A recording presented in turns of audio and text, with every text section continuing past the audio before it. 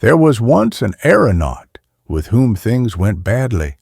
The balloon burst, tumbled a man out, and broke into bits. His boy he had 2 minutes before sent down with a parachute. That was the boy's luck. He was unhurt and went about with knowledge enough to make him an aeronaut too. But he had no balloon and no means of acquiring one. But live he must, and so he applied himself to the art of legerdemain and to talking in his stomach. In fact, he became a ventriloquist, as they say. He was young, good-looking, and when he got a mustache and had his best clothes on, he could be taken for a nobleman's son. The ladies seemed to think well of him. One young lady even was so taken with his charms and his great dexterity that she went off with him to foreign parts. There he called himself Professor. He could scarcely do less. His constant thought was how to get himself a balloon and go up into the air with his little wife. But as yet they had no means. "They'll come yet," said he. "If only they would," said she. "We are young folks," said he, "and now I am professor." She helped him faithfully, sat at the door, and sold tickets to the exhibition, and it was a chilly sort of pleasure in winter time. She also helped him in the line of his art. He put his wife in a table drawer, a large table drawer. Then she crawled into the back part of the drawer, and so was not in the front part. Quite an optical illusion to the audience. But one evening, when he drew the drawer out, she was also out of sight to him. She was not in the front drawer, not in the back one either, not in the house itself, nowhere to be seen or heard. That was her feat of legerdemain, her entertainment. She never came back again. She was tired of it all, and he grew tired of it, lost his good humor, could not laugh or make jokes. And so the people stopped coming. His earnings became scanty. His clothes gave out.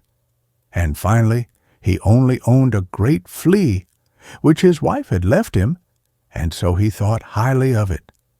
And he dressed the flea and taught it to perform, to present arms and to fire a cannon off. But it was a little cannon. The professor was proud of the flea, and the flea was proud of himself. He had learned something, and had human blood, and had been besides to the largest cities, had been seen by princes and princesses, had received their high praise, and it was printed in the newspapers and on placards. Plainly, it was a very famous flea, and could support a professor and his entire family. The flea was proud and famous, and yet when he and the professor traveled, they took fourth-class carriages on the railway. They went just as quickly as the first class. They were betrothed to each other. It was a private engagement that would never come out. They never would marry. The flea would remain a bachelor, and the professor a widower. That made it balance. "Where one has the best luck," said the professor, "there one ought to go twice." He was a good judge of character, and that is also a science of itself. At last he had traveled over all countries except the wild ones, and so he wanted to go there. They eat Christian men there, to be sure, the professor knew, but then he was not properly Christian, and the flea was not properly a man, so he thought they might venture to travel there and have good success. They traveled high steamship and by sailing vessel. The flea performed his tricks, and so they got a free passage on the way and arrived at the wild country. Here reigned a little princess. She was only 8 years old, but she was reigning. She had taken away the power from her father and mother, for she had a will, and then she was extraordinarily beautiful and rude. Just as soon as the flea had presented arms and fired off the cannon, She was so enraptured with him that she said, "Him or nobody." She became quite wild with love, and was already wild in other ways. "Sweet, little, sensible child," said her own father, "if one could only first make a man of him." "Leave that to me, old man," said she, and that was not well said by a little princess when talking with her father, but she was wild. She set the flea on her white hand. "Now you are a man reigning with me, but you shall do what I want you to, or else I'll kill you and eat the professor." The professor had a great hall to live in. The walls were made of sugar cane, and he could lick them. But he was not a sweet tooth. He had a hammock to sleep in. It was as if he were lying in a balloon, such as he had always wished for himself. That was his constant thought. The flea lived with the princess, sat upon her delicate hand and upon her white neck.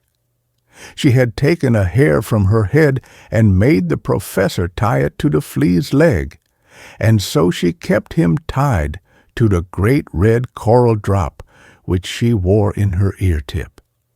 What a delightful time the princess had, and the flea too, she thought. But the professor was not very comfortable. He was a traveler. He liked to drive from town to town and read about his perseverance and cleverness in teaching a flea to do what men do. But he got out of and into his hammock, lounged about, and had good feeding, fresh birds' eggs, elephant's eyes, and roast giraffe. People that eat men do not live entirely on cooked men. No, that is a great delicacy. "Shoulder of children with sharp sauce," said the princess's mother, "is the most delicate." The professor was tired of it all and would rather go away from the wild land, but he must have his flea with him, for that was his prodigy and his bread and butter. How was he to get hold of him? That was no easy matter. He strained all his wits, and then he said, "Now I have it. Princess's father, grant me a favor. May I summon your subjects to present themselves before your royal highness?" That is what is called a ceremony in the high and mighty countries of the world. "Can I too learn to do that?" asked the princess's father. "That is not quite proper," replied the professor, "but I shall teach your wild fathership to fire a cannon off. It goes off with a bang. One sits high up aloft, and then off it goes, or down he comes." "Let me crack it off," said the princess's father, but in all the land there was no cannon, except the one the flea had brought, and that was so very small. "I will cast a bigger one," said the professor. "Only give me the means. I must have fine silk stuff, needle and thread, rope and cord. Together with cordial drops for the balloon, they blow one up so easily and give one the heaves. They are what make the report in the cannon's inside." "By all means," said the princess's father, and gave him what he called for. All the court and the entire population came together to see the great cannon cast. The professor did not summon them before he had the balloon entirely ready to be filled and go up. The flea sat on the princess's hand and looked on. The balloon was filled, it bulged out, and could scarcely be held down, so violent did it become. "I must have it up in the air before it can be cooled off," said the professor, and took his seat in the car which hung below. "But I cannot manage and steer it alone. I must have a skillful companion along to help me. There is no one here that can do that except the flea." "I am not very willing to let him," said the princess, but still she reached out and handed the flea to the professor, who placed him on his hand. "Let go the cords and ropes," he shouted. "Now the balloon's going." They thought he said, "the cannon," And so the balloon went higher and higher, up above the clouds, far away from the wild land. The little princess, all the family and the people sat and waited. They are waiting still. And if you do not believe it, just take a journey to the wild land. Every child there talks about the professor and the flea and believes that they are coming back when the cannon is cooled off. But they will not come. They are at home with us. They are in their native country. They travel on the railway first class, not fourth. They have good success, a great balloon. Nobody asks how they got their balloon or where it came from. They are rich folks now, quite respectable folks indeed, the flea and the professor.